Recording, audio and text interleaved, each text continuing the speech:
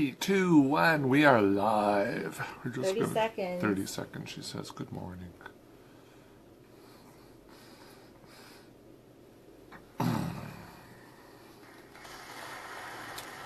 Applause, applause, applause.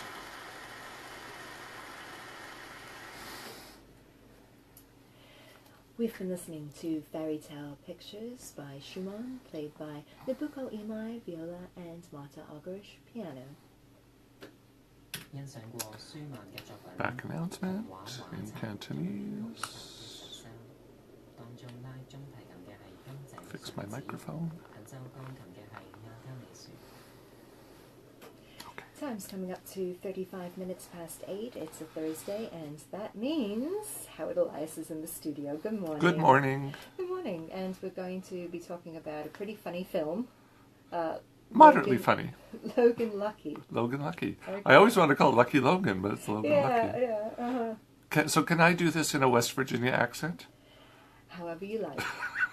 It's a bit early in the morning, but now that I'm laughing, I can't even do it. No, I can't even do it. So, this is a film. It stars Channing Tatum, who's got the body beautiful and beautiful face.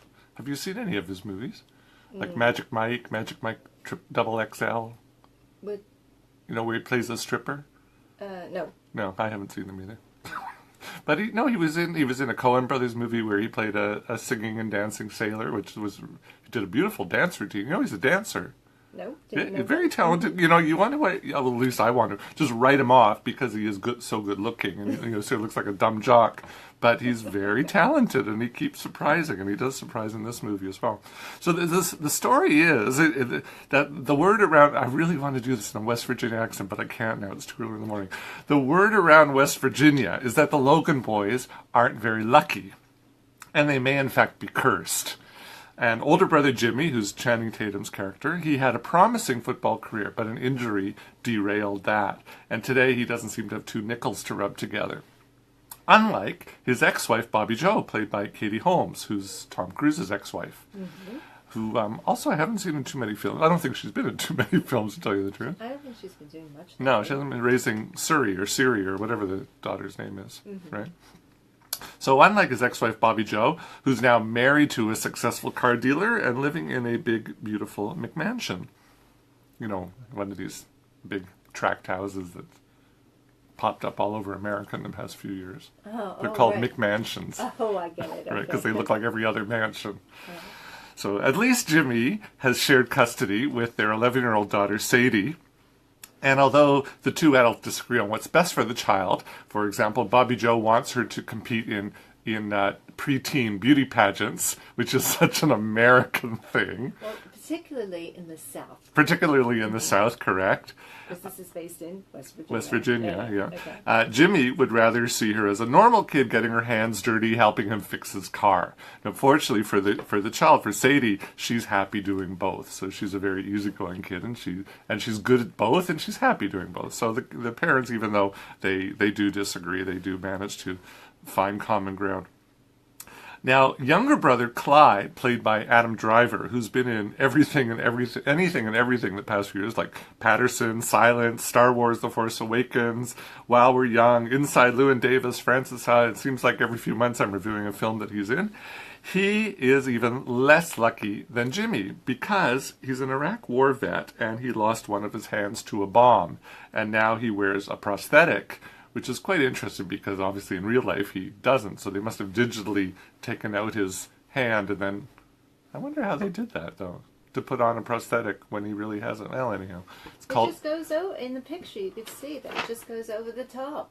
I mean, they made it look like it's almost like a glove, not I suppose it's not something that attaches to like let's say the elbow. Well, there are times in the movie where he takes it off. And you do see that he's got the stump, but clearly that's digital. That's all digitally done, right? Okay. So it was very well done. So and he tends bar at one of the local beer joints. Now, when Jimmy loses his construction job at the Charlotte Motor Speedway due to an injury that he failed to disclose when he was hired, and Bobby Jo tells him that she and her husband are moving to the next state, and they're going to take the daughter with them, which she needs permission from Jimmy to have that happen. it looks like whatever luck Jimmy had left has now run out. But Jimmy has a plan. Okay. And along with Clyde, his brother, and their sister Mellie, played by Riley Keough, who, by the way, is the daughter of Lisa Marie Presley. She's Elvis's granddaughter. Wow, didn't know. I didn't know either, and she's very good in this film. They're going to rob the Speedway during one of the NASCAR races. But to do that, they'll need to recruit safecracker Joe Bang, who's played by Daniel Craig of James Bond fame. And his imagine him doing a West Virginia accent. Exactly, yeah, I'll talk about that in a bit. And his dim-witted brothers Fish and Sam. The only wrinkle in the plan, though, is that Joe Bang is still in jail. So, as I'm describing this, it sounds like Ocean's 11 and Ocean's 12 and Ocean's 13, right? It sounds like the Ocean's film. But this is really Ocean's for hillbillies, and I'm sure I'm not the first person to say that. And as we were talking off air just before, you watch these people and you think, oh God, they're such hicks, right? And this is going to go so badly. But it doesn't. And surprisingly, they're much smarter. Jimmy especially is much smarter than you think they are. We have this sort of a preconceived notion that because they talk like this, right, that they're dumb, but they're not dumb at all. And so the film is a real heist caper, but for rednecks. And I say that with such admiration. Well, we did mention that probably a lot of it is a little bit politically incorrect, and there's a little bit of what's the word I'm looking for? Never mind. Why are you snapping your fingers at me? I don't know what you're saying. Stereotypical. Yeah, it is. It's very stereotypical for sure. It's not so much that could some people get offended by it? Yeah, I mean it does. How should I say? It doesn't really put Southerners down, but of course they do come across as stereotypes, and because we're from the north, and we're sort of inclined to look down on people who talk like this, that you do have this perception that this is really going to go badly, and that's really a strength to the writing, I would say, that it doesn't go badly, right? Let's talk about the action and I'd like other things. Yeah, well, direction. Yeah, let me tell you cinematography and all the rest of it. Good idea. Let me tell you that the story is written by Rebecca Blunt. Now you know who Rebecca Blunt is, right? Reminds me of. You've never heard of her, right? No one has ever heard of Rebecca Blunt, okay. Right? And in fact, Good. you if you do a Google search or you contact some Hollywood agents and you ask them who Rebecca Blunt is, nobody knows. That was a trick question. It was a trick question. That's right. Early in that 8:42 in the morning, it was a trick question. Nobody knows who Rebecca Blunt is. So the gossip, the scuttle around Hollywood is Rebecca Blunt is director Steven Soderbergh. He wrote it. Really? Well, we don't know. Either he wrote it, the word is either he wrote it, or his wife Jules Asner wrote it. Now, I know Jules Asner's ex-husband. I should ask him and see what he knows. Send him an email and ask him if he knows if his ex-wife wrote this. But do tell us. Well, no, we don't know. We don't know who wrote it. No, if you find out. Oh, yeah. If we find out, yeah. As if Jules Asner's ex-husband's really going to tell me. I don't even know that he knows. But anyhow, but it's quite reasonable to assume that one of them wrote it because the film cinematographer, Peter Andrews, is Steven Soderbergh. The film's film editor, Marianne Bernard, is Steven Soderbergh. He uses pseudonyms. This is his M.O. Mm-hmm. He does this all the time. So it's quite likely that either he or his wife wrote this film. Mm-hmm. So very... Well, it certainly has that. I watched the trailer, and it has that Ocean's 11, 13 feel to it. For sure. It's like taking everything about those films and just changing the characters and the story and the setting. Yeah, the storyline is almost the same. Yeah, right. Yeah. Even Soderbergh himself has said that, quote, this is an anti-glam version of an Ocean's movie. So he himself is acknowledging that it's his films set in West Virginia with guys who talk funny.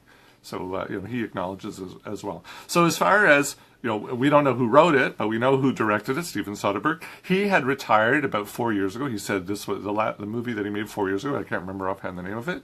He said that was going to be his last directorial movie, and he's come back to direct this one. So again, why would you come back unless this is your movie? Right? So it's got to be his movie that he wrote it. Now, because he's also the cinematographer, and he is a very good cinematographer, the cinematography is excellent. It's flawless. I mean, even when you watch the trailer, you know what I like to do? I like to watch the trailers without sound so that you have to really focus on the camera. And the shots are just, they're flawless. They're framed so well. The camera angles are so well thought out. And to me, that's a real testament to a good cinematographer. So to me, that was a good thing about the film. Where the film does lose points, in my opinion, is that it's slow. So unlike the Ocean's movies, which they're fast, and I'm sorry if I'm flicking my fingers into people's ears right now. It's better on camera. Yeah, exactly. Fast. We're a full-service radio station here. Sound effects and all, exactly. Unlike those Ocean's films, which are done in Las Vegas, where everything is very fast-paced, this is in the South, things have slowed down. And it doesn't quite work because of that. And it's a shame, because it's a really good story, and it's a good concept. But it's just a little too slow. So there are laugh-out-loud moments. You said this is a film you would like, and you're going to be laughing your head off. Definitely, there are times where I was like guffawing, I was laughing out loud. But there are other times where you just go, oh, I wish it would just go a little bit faster. So it drags in parts. So, that's a bit sad. The performances are all excellent. And this is something that Soderbergh is also good at. He's good at bringing out the best in all his actors. Interesting in casting Daniel Craig. Well, in casting Daniel Craig, this is, you can't get further from type than what Daniel Craig is doing here. He's got bleached blonde hair, which is amazing. You wouldn't even recognize Yeah, and Daniel Craig has these ice blue eyes. So with bleached blonde hair and ice blue eyes, it's quite a startling combination. He's got tattoos from his neck down to his knuckles, and a few other places, which you see from time to time. By the way, it's not a Category 3 film, so kids can see this film. Although I think there are a few swear words, but anyhow, yeah, and he's got this Southern accent, but unfortunately, sometimes he loses it. It goes in and out, and so you have to be. Again, there's times when you do hear the British accent coming out, you go, oh, you've lost it. Do another take. Yeah, so that was a bit unfortunate. But I do say to Daniel Craig, not that he listens, or maybe he does, I don't know. I think good for you, because clearly he's thinking ahead that one day his Bond career is going to be over, and he doesn't want to be typecast. Because that was always a situation with Bond characters that get typecast. And so he's saying, okay, I'm going to do a character that is so far removed from James Bond that Hollywood will have to say, wow, this is a real versatile actor. So I say, kudos to you, man.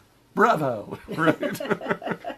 You need to work on your Southern accent a little bit better, but okay. So do you. Yeah. Okay, anything else?